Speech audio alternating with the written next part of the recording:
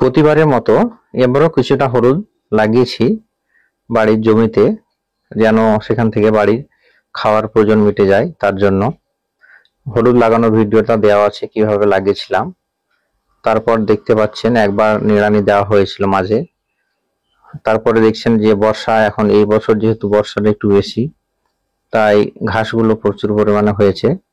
হলুদের মাঝে মাঝে যে গ্যাপগুলো ছিল, গ্যাপগুলোতে ঘাসগুলো হয়ে গেছে। আর তাছাড়া হলুদের লাইনে সেরকম হতে পারেনি, যেহেতু ফাঁকা জায়গা ছিল। ফাঁকা জায়গাতে এমনিতেই বর্ষাকালে ঘাস হয়ে যায়, তাই দেখছেন ঘাস হয়ে পুরো জমিটা ভরে গেছে। আর হলুদ গাছের গ্রোথ ভালো আছে।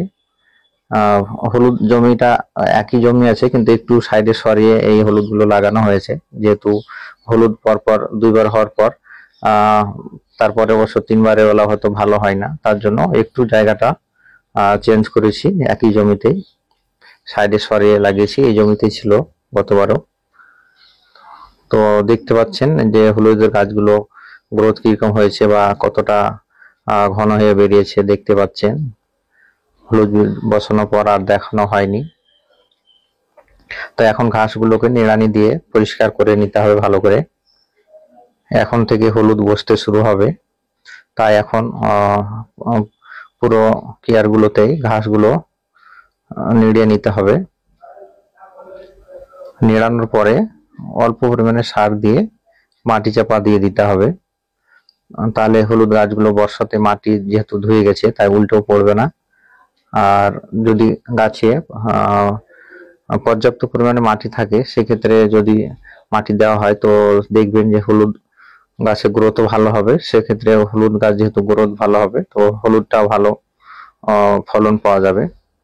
হলুদ যেহেতু মাটির নিচে হয়, সেক্ষেত্রে যদি মাটি থেকে গাছে জড় বেরিয়ে যায়, সেক্ষেত্রে হলুদটা সেভাবে বাড়বে না। পুরো জমিটায় দেখতে পাচ্ছেন গাছের গ্রোথ খুব সুন্দর আছে হলুদ গাছের। শুধু মাছগুলোতে ঘাস হয়ে গেছে, সেগুলোকে এখন ধীরে ধীরে পরিষ্কার করে দেব।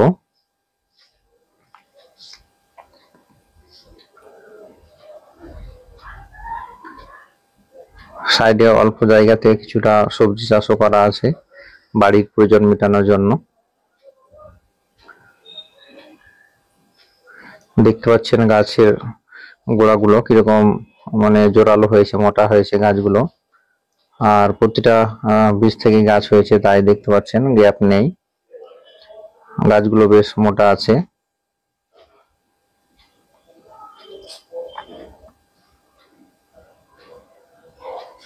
মাটি খুব একটা দিতে হবে না, হালকা করে দিলে হবে, যেহেতু মোটামুটি মাটি আছে গোড়ায়, সেরকম ধুয়ে যায়নি মাটিগুলো।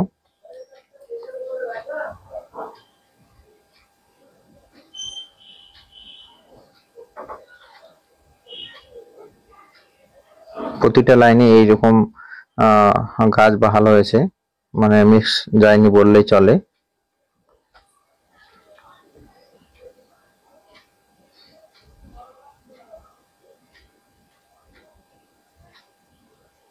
চারদিকটা দেখাচ্ছি, দেখতে পাচ্ছেন ঘুরিয়ে।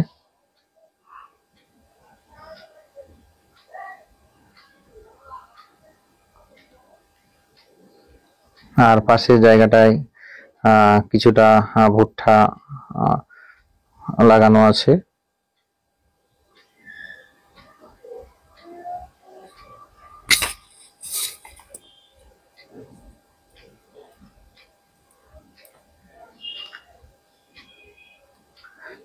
এই বছর বর্ষাটা একটু বেশি থাকার জন্য মাটি একদম শুকনো থাকে না বললেই চলে, তার জন্য ঘাসটা উঠানো হয়নি, ঘাসগুলো নিড়ানো হয়নি।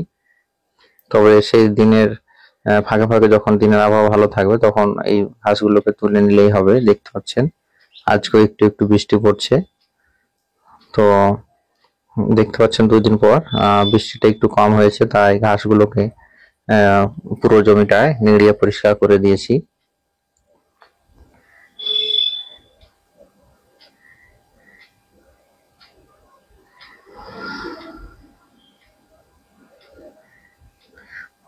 পুরো লাইনগুলো গ্যাপে গ্যাপে প্রচুর ঘাস ছিল, দেখতে পাচ্ছেন এগুলো ঘাসগুলো কেটে পরিষ্কার করে নিয়েছি।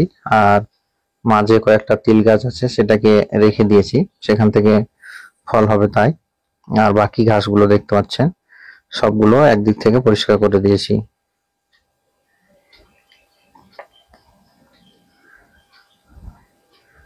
এখন গাছের গ্রোথ যেন ভালো হয় তার জন্য কিছু মিক্সার গাছের গোড়ায় ছড়িয়ে দেব, দিয়ে হালকা করে মাটি চাপা দিয়ে দেব।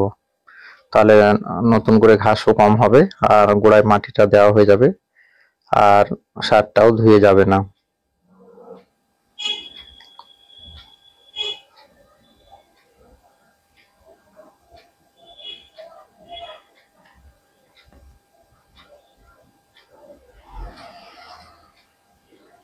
দেখতে পাচ্ছেন প্রতিটা লাইনই কেমন ঘাস ছিল কয়েকদিন আগে, এখন ধীরে ধীরে সব পরিষ্কার করে নিয়েছি। এসব কাজ যেহেতু নিজে নিজে করা হয়, অল্প যেহেতু জায়গা, দিনের ফাঁকে ফাঁকে এই কাজগুলো করে নিতে হয়।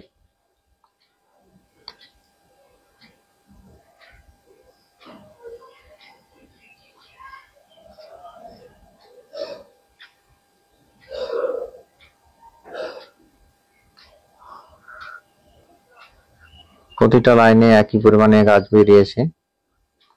এখন এখানে কিছু সার দিব, যেমন এখানে ডিএপি দিচ্ছি।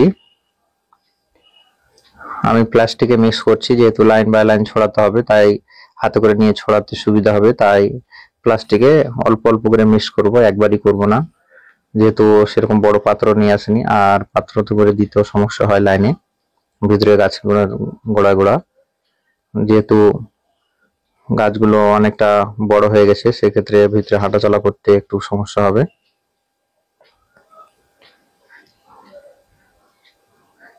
আর দিয়ে দিলাম পটাশ। পটাশটা দিলে গাছের গোড়া মজবুত হবে।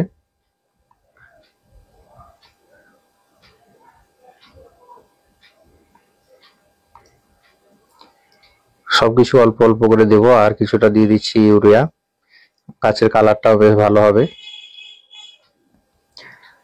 লাগানোর সময় মিক্সার দেওয়া ছিল, শুধু সেক্ষেত্রে ডিএপিটা তখন দেওয়া হয়নি, বাকি সব সার দেওয়া ছিল, তাই এখন ডিএপিটা একটু বেশি দিলাম।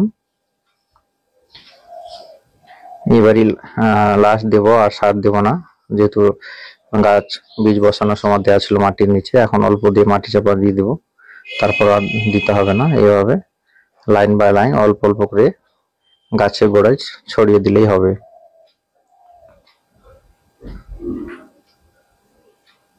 প্লাস্টিক করে নিয়ে থাকলে এভাবে ছড়াতে সুবিধা হবে, লাইন বাই লাইন। এভাবে অল্প অল্প করে প্রতিটা লাইনে গোড়ায় গোড়ায় ছাড়িয়ে দিবেন, দেখবেন গাছগুলো আরো সুন্দর ফুলে ফেপে উঠবে এবং ফলন ভালো হবে।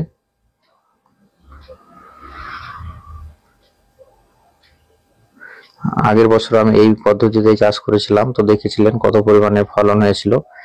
বাড়িতে খাওয়ার পর অনেকটা বেশি হয়ে গেছিল, সেগুলোকে বিক্রি করে দেওয়া হয়েছিল। মাটিটা একটু শুকিয়েছে, তাই এখন মাটিগুলো খুঁড়ে দিতে সুবিধা হবে গাছের গোড়ায় মাটি দিতে গেলে।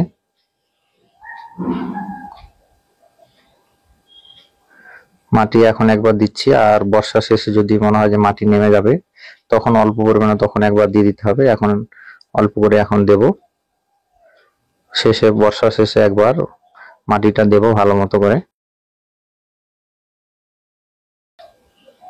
একই পদ্ধতিতে প্রতিটা লাইনে সারগুলো ছড়িয়ে দেব।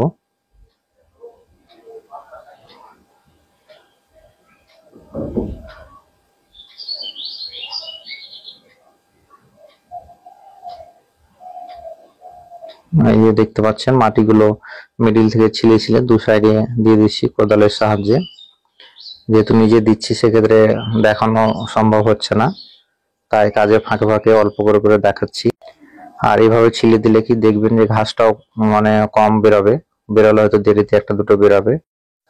আজকে এই পর্যন্ত দেখানো ছিল, পরবর্তীতে কিরকম আমার গাছে গ্রোথ হচ্ছে সেটা দেখানো হবে।